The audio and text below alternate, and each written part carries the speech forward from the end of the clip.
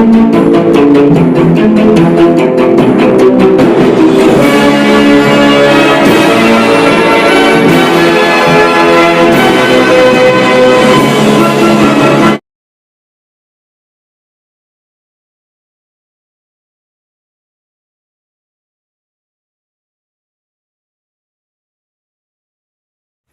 mencoba menelusuri sebuah informasi yang diduga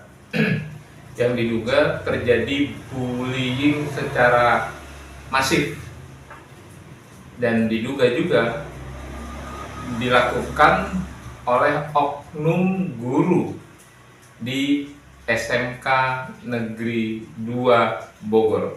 Baik tawuran, dan yang orang yang keterangan yang dikeluarkan itu pun hanya sekilas siapa saja yang dari situ. Ada anak saya disebut gitu, padahal dia itu bukan apa-apa, dan tidak bagian dari tawuran.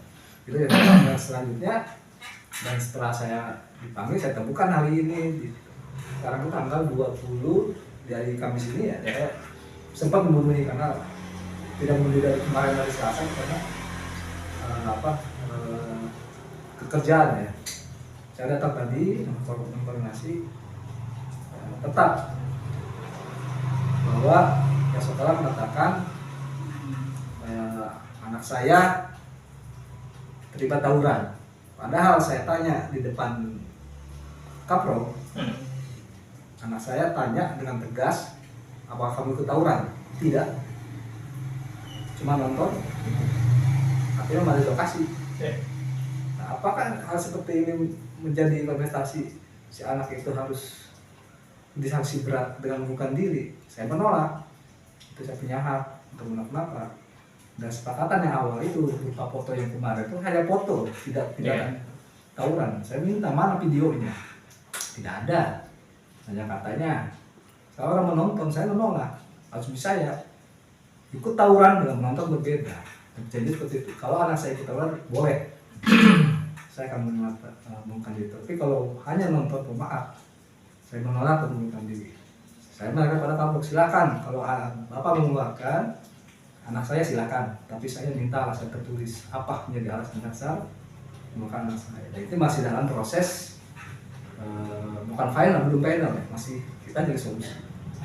Dan kalaupun anak saya dikeluarkan, saya minta surat resmi dan tidak waktu dia anak sekolah. Apabila anak saya keluarkan hanya hal menonton, artinya dengan itu sekolah melanggar program pemerintah 9 tahun untuk mendidik anak, karena itu masih bisa kita jaga. Jadi lagi-lagi oknum guru di sekolah SMK Negeri 2 Bogor itu lagi-lagi mereka berasumsi ya? Asumsi dari awal kejadian foto pun diasumsikan. Dan ini asumsi, dia bilang ini pun baru dia menonton sekali. Dan informasi HP pun ditarik, saya ikutin semua.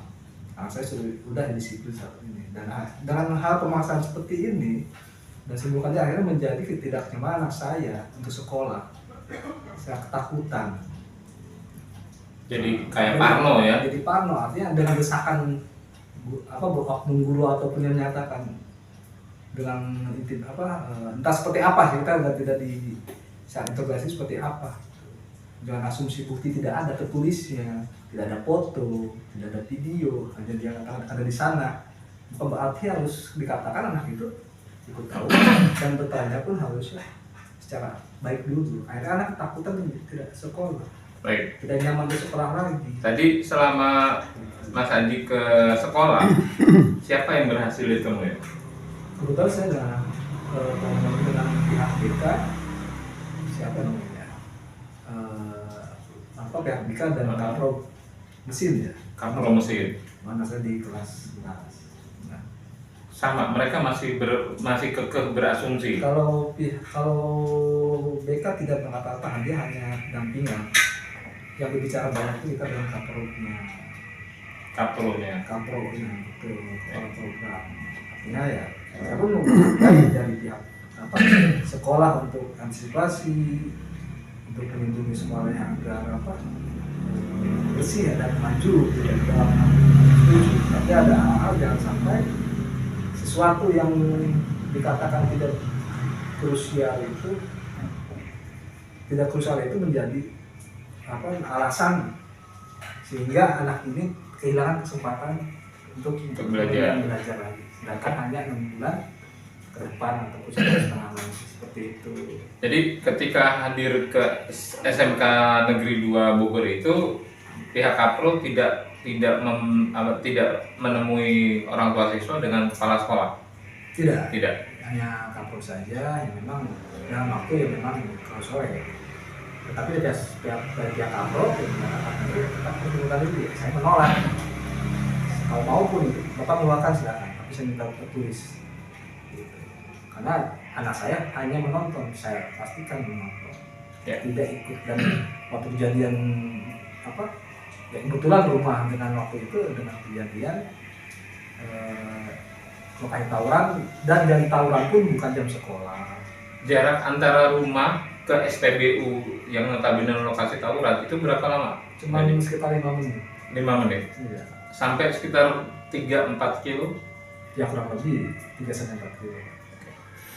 Saudaranya perlu diketahui bahwa SMK Negeri 2 Bogor ini saat ini dipimpin oleh kepala sekolah yang bernama akrab disapa dengan Pak Kholil. Dan perlu diketahui juga Pak Kholil ini merupakan pejabat kepala sekolah hasil rotasian saat beliau menjabat di SMK Negeri 1 Tapos Kota Depok. Dan itu terkonfirmasi saat kita dialog dengan Kasubag KCD 2 Bogor, Pak Cendra. Dan semoga tayangan ini, informasi ini bisa menjadi perhatian khususnya bagi kepala sekolah, Dinas Pendidikan Provinsi Jawa Barat, dan juga para guru BK.